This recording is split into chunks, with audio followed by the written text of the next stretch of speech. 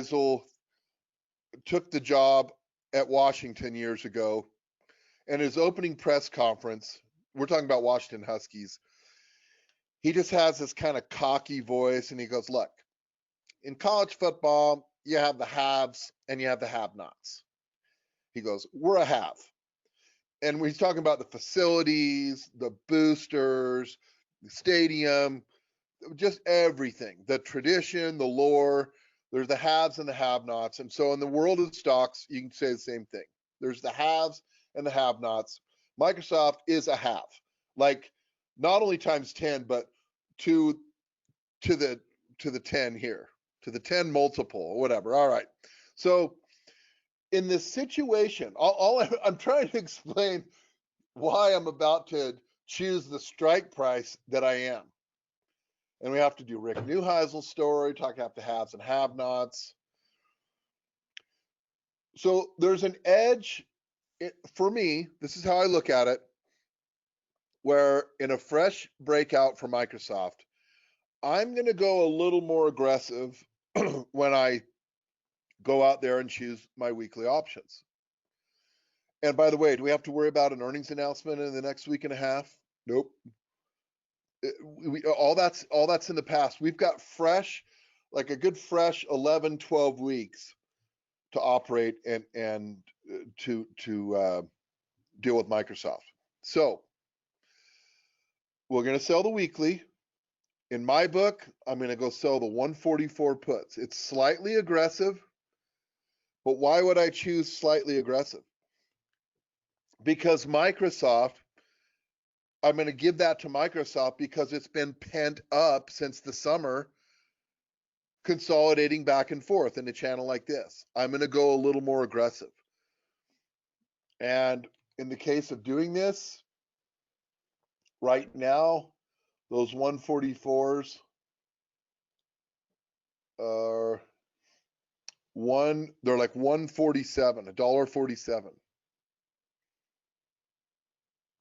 And then for protection, and whatever you're going to do, let's say you are just frozen and you're like, I want to do this so bad, I can't believe it, I don't want to admit it, I'm cowering in the corner. Then we're going to have you sell one. So if you go and buy, so a money press, we're always going to sell and we're going to buy, and it's always going to be the same amount of contracts. Okay. And where I've put my protection now after adjusting here, I buy one, and then at the January 140 puts. And does it have to be January? No. I mean, we could go out more out in time.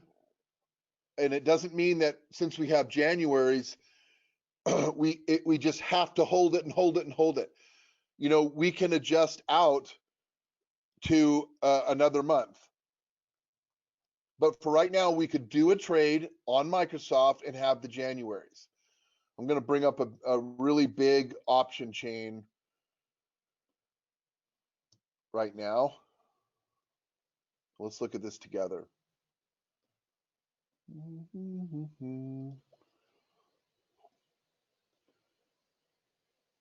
Okay, let's look at this together. This has I increased the font in this. I'm just going to leave the writing on the top. It's just going to have to be a distraction.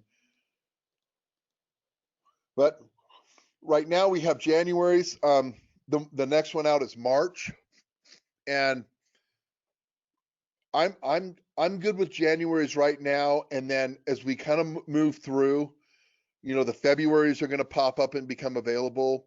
But let's just for fun compare January and March's. Oh, I got to light up. I've got to light up the March ones first. And you'll notice when we go out in time, like we get into the January and the March, we have a lot more choices in the options that expire sooner. We have dollar increments. In fact, is there a 50-cent increment? No, we have dollar increments.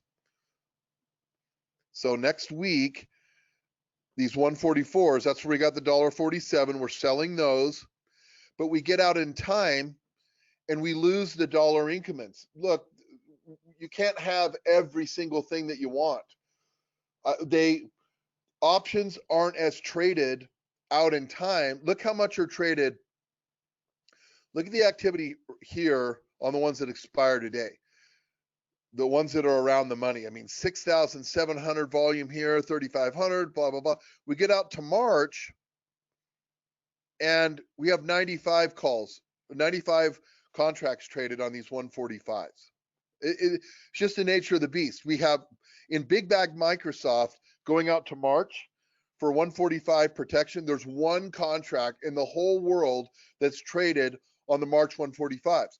So the point is, the market makers look at this and say, there's only one contract or 8 traded at the 140s. Why should we offer the 144s, the 143s, the 142s, and the 141s? They don't do it. It doesn't mean it's bad or right or wrong. It just doesn't make sense for the market makers to give every single strike price when there's barely one contract traded today on those ones that are on or about that we're looking at. So just take a look at this right now. So the 140s in March are trading for 620, and the 140s for January are trading for 355. Now the reason why is because January, let's look up actually when the next earnings for Microsoft is going to be.